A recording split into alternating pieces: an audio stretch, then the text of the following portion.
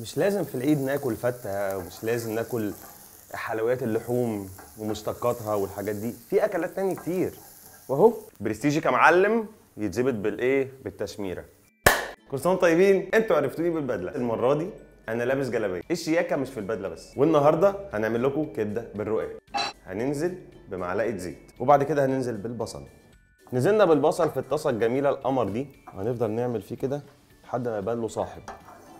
بس بذمتكم ايه رايكم في الجلابيه؟ وربنا شياكه، وربنا شياكه. بنزل بقى هنا بعد كده بمعلقه سكر صغيره قوي. الفكره في ان انا بحط السكر عشان خاطر يشيل شويه من مراره البصل. ده فلفل حراق حراق، بس انا يعني مش قايل لهم هنا في الاستوديو. مش لازم في العيد ناكل فته، ومش لازم ناكل حلويات اللحوم ومشتقاتها والحاجات دي، في اكلات تانية كتير. واهو رقاق بالكبده يا جماعه. برستيجي كمعلم يتظبط بالايه؟ بالتشميره. ودلوقتي هننزل بالكبده. بسم الله الرحمن الرحيم. انا مقطعه صغير قوي زي رقبه العصفوره زي ما بيقولوا. الحراره هتبقى اقل من متوسطه شويه عشان الكبده ما تتهريش مني، لان هي لسه هتدخل سوا تاني في الفرن. دلوقتي انا هنزل على الكبده بمعلقه صغيره دبس رمان. هي لازم تتدلع الصراحه، وسنه خل صغيره قوي، ورق لورا. ده بقى فايدته ايه بقى؟ اي زفاره في الاكل بيشيلها. نحط كده ورقتين، وبرده الكائن اللي انا بحبه ده اللي هو الحبهان، ما بتضايقش منه خالص لما بيجي في بقي. هنحط برده 2 كده، وهننزل بعد كده بمعلقه صغيره كزبره، معلقه صغيره كمون، معلقه صغيره ملح، فلفل اسود، وندي تقليبه. التوم بقى انا هحطه مش عايزه يتحمر معاهم. يا جماعه الناس بتقول ان التوم بيعمل انتفاخات وبيعمل حاجات من دي. هو التوم طريقه تخزينه هي اللي غلط. لما بتخزنوا التوم وقت زياده عن اللزوم ده اللي بيعمل انتفاخات. لو انتوا استخدمتوا التوم فريش ولا عمره هيعمل اي حاجه.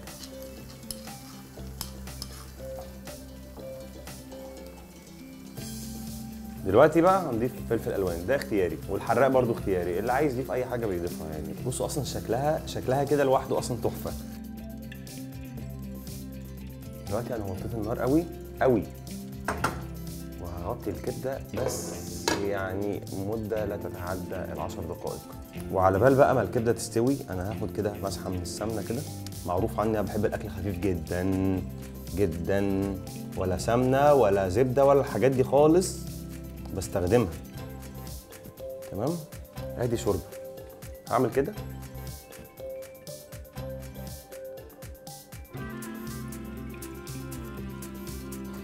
وهنعمل كده. بسم الله الرحمن الرحيم. هوبا هوبا هوبا.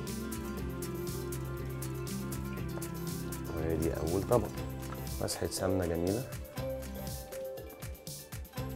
ناخد واحده ثانيه. هوبا. الطبق الثاني. احنا ممكن نحط 4 طبقات تحت و4 طبقات فوق، وممكن 6 طبقات تحت وطبقتين بس فوق. الحاجات دي بتبقى على حسب مزاجكم يعني، مش قواعد. انا عمري ما جربت الاكله دي في حته قبل كده يا جماعه، والله العظيم بجد ما اكلتهاش من حد غيري انا. دلوقتي نرجع للبرنسيس كبده. الله الله الله، والله يا ريتكم معايا تشموا الروايح. يعني انتوا برضو لو كنتوا جيتوا ما كنتش اكلكم الصراحه، كنت اكل لوحدي. دلوقتي هطفي النار. يعني دلوقتي ممكن بقى نشيل ورق اللورا ده خالص، خلاص هو قام بوظيفته وزياده الصراحه الراجل. نمسك كده الطبقه كده. على فكره الوصفه دي ممكن كمان تعملوها بالجلاش، ممكن تعملوها بعيش التورتيه. والله ما في جمال كده يا جماعه، والله بجد. نكمل بقى. وحلاوه الرقاق كل ما تكون الشوربه نفسها حلوه كل ما هو يطلع خطير.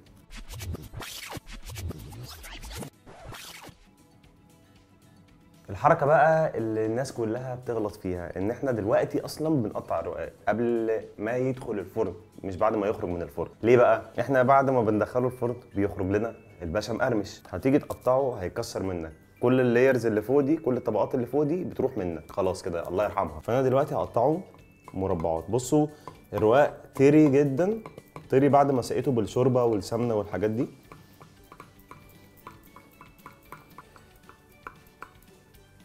دلوقتي يا جماعه بعد ما قطعنا الرقاق بالطريقه دي هندخله على الفرن على درجه حراره 180 ولمده نص ساعه 25 دقيقه على حسب الفرن. والفرن لازم يبقى سخن من قبل، مش احط الرقاق في الفرن وبعد كده اشغله، هياخد وقت كبير جدا وممكن اصلا يبوظ مني. فدلوقتي اتفضلوا معانا على الفرن.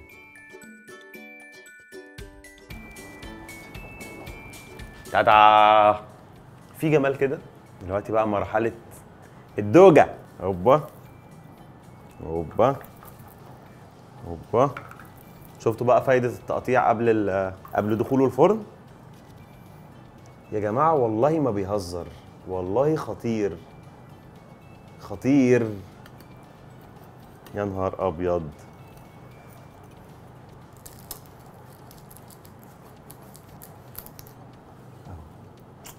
يا الله.